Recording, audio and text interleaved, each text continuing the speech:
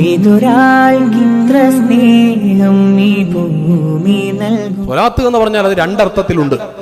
ഒന്ന്, സ്വലാത്ത് എന്ന് പറയുന്നത് അത് നമ്മളിങ്ങനെ ചൊല്ലുന്ന സ്വല്ലല്ലാഹു അല്ലെങ്കിൽ അല്ലാഹുമ്മ സ്വല്ലി ഇങ്ങനെ പറയുന്ന അള്ളാഹിന്റെ ഹബീബായ സ്വല്ലല്ലാഹു അലൈഹി വസല്ലമക്ക് വേണ്ടി നാം പ്രാർത്ഥിക്കുന്ന ആ രീതിയിലുള്ള സ്വലാത്താണ്.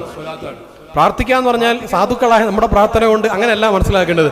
പടച്ചോനെ, ആ സ്വലാത്തിന്റെ യഥാർത്ഥ അർത്ഥം പണ്ഡിതന്മാർ വിശദീകരിക്കുന്നത് അല്ലാഹുമ്മ സ്വല്ലി അലാ സയ്യിദിനാ മുഹമ്മദ് അങ്ങനെ പറയുമ്പോ, പടച്ചോനെ നീ നിന്റെ ഹബീബായ സ്വല്ലല്ലാഹു അലൈഹി വസല്ലം തങ്ങൾക്ക് ഗുണം ചെയ്യണേ അല്ലാഹ് എന്ന് പ്രാർത്ഥിക്കുമ്പോൾ കേവല അർത്ഥത്തിലല്ല അവിടെ പറയുന്നത്. പിന്നെ പടച്ചവനെ, നിന്റെ ഹബീബിന് ദ്വാരക്കാനൊന്നും ഞങ്ങൾക്ക് അറിയൂല, നിന്റെ ഹബീബിന് നീ ഗുണം ചെയ്തു കൊടുക്കണം എന്ന് പറയുമ്പോ ഞങ്ങൾ സാധുക്കൾ അത് പറയാൻ അർഹരല്ല. എങ്ങനെയാണ് നീ നിന്റെ ഹബീബിന് ഗുണം ചെയ്യേണ്ടതെന്ന് പറയാൻ ഞങ്ങൾക്ക് അറിയൂല, ഞങ്ങൾ അശക്തരാണ്. അതുകൊണ്ട് ആ സ്വലാത്ത് ചൊല്ലുമ്പോഴുള്ള യഥാർത്ഥ അർത്ഥം, പടച്ചവനെ നിന്റെ ഹബീബിന് എങ്ങനെയാണോ അവിടുത്തേക്ക് ഏറ്റവും അനുയോജ്യമായ ഗുണങ്ങൾ അത് നീ ചെയ്തു കൊടുക്കണേ പടച്ചവനെ, അതിന് ദ്വാരക്കാൻ ഞങ്ങൾക്ക് അറിയൂല. അതുകൊണ്ട് നീ തന്നെ, നിന്നെ തന്നെ ഞങ്ങൾ ഏൽപ്പിക്കുന്നു പടച്ചോനെ, നീ തന്നെ ഏറ്റെടുത്ത് അത് അവിടുത്തേക്ക് നിർവഹിച്ചു കൊടുക്കണേ അല്ലാ എന്ന ഒരു റിക്വസ്റ്റ് ടൈപ്പുള്ള ഒരു പ്രത്യേക ദുആയാണ് സ്വലാത്തിന്റെ ഒരു അർത്ഥം.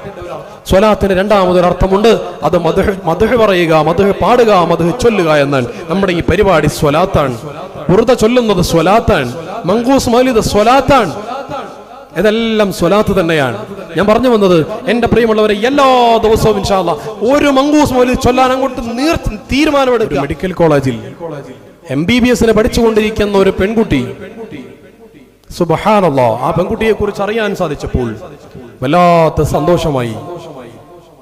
നല്ല ഒരു പ്രൊഫഷണൽ കോഴ്സായ MBBS ആ പെൺകുട്ടി പഠിച്ചുകൊണ്ടിരിക്കുന്നു കേരളത്തിലെ ഒരു മെഡിക്കൽ കോളേജിൽ. ആ പെൺകുട്ടി ഒരു സമയം ഒഴിവ് കിട്ടിയാൽ കൗണ്ടറും പിടിച്ചിരിക്കും മുത്തറസൂലുള്ളാഹിന്റെ സ്വലാത്ത്. പരീക്ഷയിൽ നല്ല മാർക്ക്, നല്ല സ്വഭാവം, ടീച്ചേഴ്സിന് പ്രൊഫസർമാർക്കൊക്കെ നല്ല ഇഷ്ടം, നല്ല സ്വഭാവം, നല്ല കുട്ടി. അള്ളാഹിന്റെ ഹബീബിനെ സ്വപ്നത്തിൽ ദർശിച്ചിട്ടുണ്ട്, നല്ല വ്യക്തമായ റാഹത്തോടുകൂടെ തന്നെ കണ്ടിട്ടുണ്ട്. MBBS പഠിക്കുന്ന മോൾ, അല്ലാഹു തആല അവർക്കും നമുക്കും ഒരുപാട് തവണ കാണാൻ തൗഫീഖ് നൽകുമാറാവട്ടെ. ലദ്ദത്തിലേക്ക് വരണം ഇൻഷാ അല്ലാഹ്. ഇത് ഇങ്ങനെ പോകുമ്പോൾ എത്രയോ നമുക്ക് പറയാനുണ്ട്. ഇൻഷാ അല്ലാഹ് മറ്റുള്ള വേദികൾ നമുക്ക് സംഘടിപ്പിക്കണം.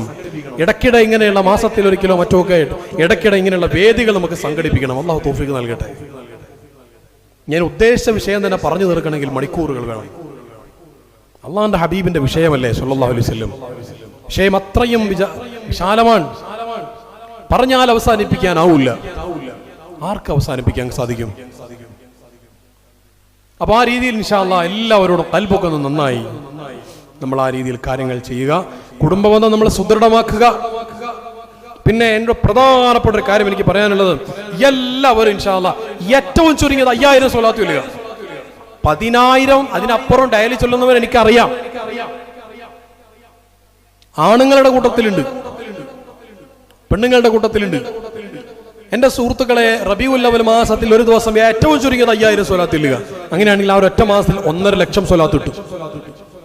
ബഹുമാനപ്പെട്ട ഖലീൽ തങ്ങൾ പാപ്പ അൽഹംദുലില്ലാഹ് എല്ലാവരോടും അല്ലാഹുമ്മ സ്വല്ലി അലൻ നൂരി വ അഹ്ലിഹി എന്ന സ്വലാത്ത് റബീഉൽ അവ്വൽ അവസാനമാകുമ്പോഴേക്കും 1 ലക്ഷം സ്വലാത്ത് ചൊല്ലാൻ പറഞ്ഞിട്ടുണ്ട്.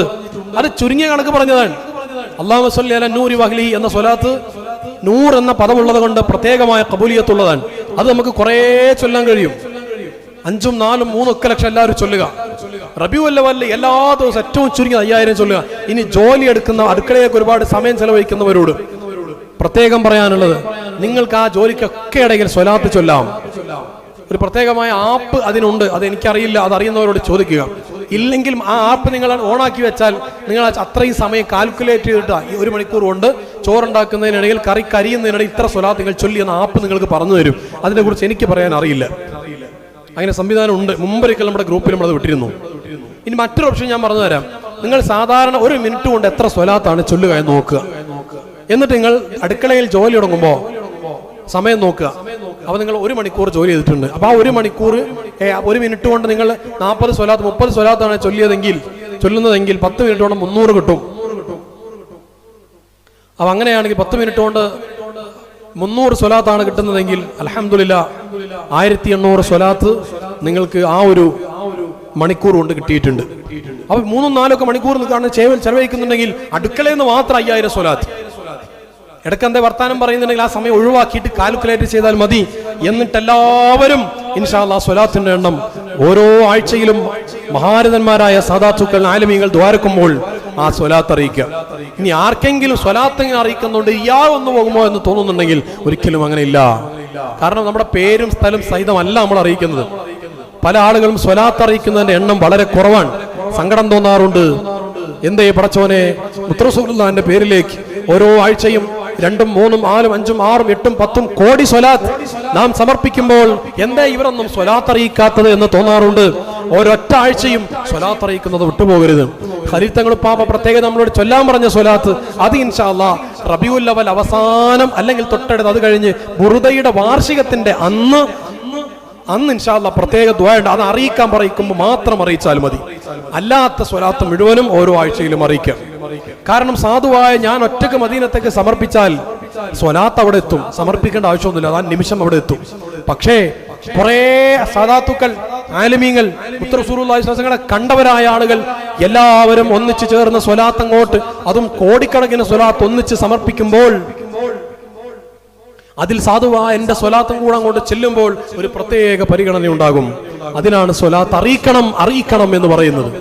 അത് നമ്മളെ തസ്വീസ് ആക്കാൻ വേണ്ടി, നമ്മുടെ കൺഫ്യൂഷൻ ആക്കാൻ വേണ്ടി ചില ആളുകൾ വരുന്നതാണ്. അവരെന്താ പറയാ, അങ്ങനെ സ്വലാത്ത് അറിയിച്ചാൽ റിയാ ഉണ്ടാവുന്നു. അത് സ്വലാത്തിന്റെ കാര്യത്തിൽ മാത്രമല്ല, ഒരാൾ നിസ്കരിക്കുന്ന സമയത്ത് അയാൾക്ക് തോന്നുകയാണ് മറ്റാൾക്കാർ കാണാൻ വേണ്ടി എന്ന്. അത് റിയാ, അവിടെയും റിയാ വരും. കല്യാണത്തിന് പോകുമ്പോൾ എല്ലാവരും കാണാൻ വേണ്ടി ഉഷാറായിട്ട് നേരത്തെ കല്യാണത്തിന് പോകുമ്പോൾ മനസ്സിലുള്ള ചിന്ത എന്താ, കുടുംബക്കാർ കാണാൻ വേണ്ടി, അതും റിയാ തന്നെയാണ്. ഒരു സ്വലാത്തിന്റെ കാര്യത്തിലല്ല, സ്വലാത്ത് ചൊല്ലുന്നതിന്റെ വിഷയത്തിൽ, അറിയിക്കുന്നതിന്റെ വിഷയത്തിൽ, പ്രത്യേകിച്ചും പേരും സ്ഥലവും അറിയിക്കാതെ സ്വലാത്ത് സാദാത്തുക്കളുടെ കൂട്ടത്തിൽ, ആലിമീങ്ങളുടെ കൂട്ടത്തിൽ എന്റെ സ്വലാത്തും മദീനത്തേക്ക് എത്തട്ടെ എന്ന ചിന്തയിൽ സ്വലാത്ത് അറിയിക്കുന്നതിനെ അത് റിയാ വരുമെന്ന് പറയുന്നവരുണ്ടെങ്കിൽ അവരെ നിങ്ങൾ തള്ളിക്കളയുക. എന്നിട്ട് ആ ആളുകൾ പേഴ്സണലായിട്ട് സ്വലാത്ത് ചൊല്ലുന്നവരെ പ്രോത്സാഹിപ്പിക്കുന്നില്ല. അത് മറ്റൊരു രോഗത്തിന്റെ തുടക്കമാണ് എന്ന് പ്രത്യേകം മനസ്സിലാക്കുക. എത്രയോ സാദാത്തുകൾ നമ്മുടെ കൂട്ടായ്മ ഒറ്റ കാര്യം ആലോചിച്ചാൽ മതി. ഇങ്ങനെ സ്വലാത്ത് അറിയിക്കുന്നതും ഒന്നിച്ച് സമർപ്പിക്കുന്നതും നല്ല കാര്യമല്ലെങ്കിൽ ഓരോ ആഴ്ചയും നമ്മുടെ കൂട്ടായ്മയിൽ സാദാത്തുക്കൾ ദുആ ചെയ്യാൻ നിൽക്കുമോ?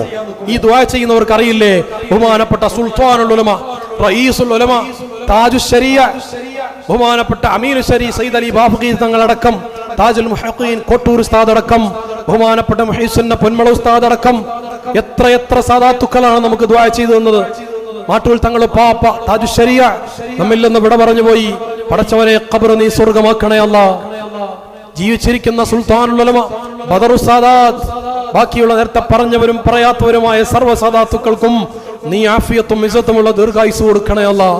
ഞങ്ങൾ വല്ലാതെ സ്നേഹിച്ചിരുന്ന ഞങ്ങളുടെ പ്രിയപ്പെട്ട സയ്യിദ് സൈനുൽ ആബിദീൻ ഫഖീഹ് തങ്ങൾ, മലേഷ്യൻ തങ്ങൾ 1-2 ആഴ്ചകൾക്ക് മുമ്പ് ഇവിടെ പറഞ്ഞു. അവിടുത്തെ ഖബർ നീ സ്വർഗ്ഗമാക്കണേ അല്ലാഹ്.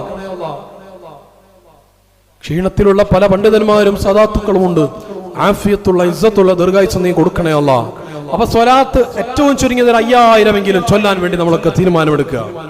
അള്ളാഹുവിന്റെ ഹബീബിനെ കാണുക, ഖൽബ് നന്നാവുക എന്ന രീതിയിൽ. സല്ലല്ലാഹു അലൈഹി വസല്ലം.